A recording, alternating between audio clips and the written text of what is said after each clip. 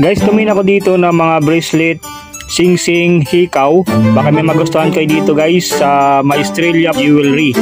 So makikita natin dito guys, sa katabi lang sila nitong Rolly Estrella Pawn Shop sa may CM Brito Avenue sa may Santa Cruz, Manila. At kausap natin dito si Ma'am Elisa na siya pong mag-assist po sa atin. Ay mga Kuyunique subscribers, dito po kami sa Estrella Jewelry Store.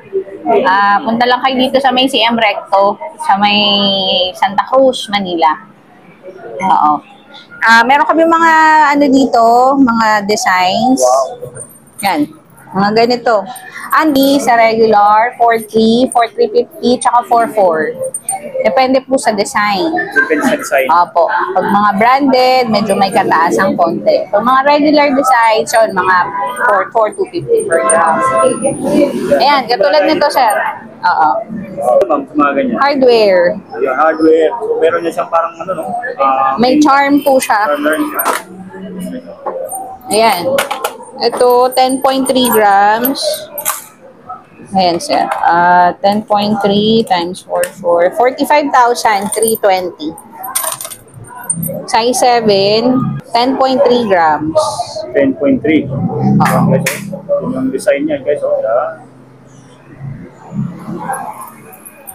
Bracelet na hardware. Na yung walang charm. Yan. Ito mas magaan, 6.9 grams. 6.9 lang.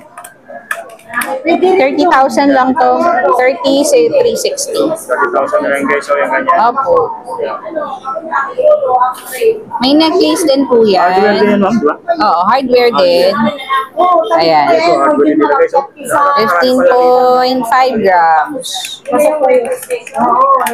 68,200. Hardware. Opo.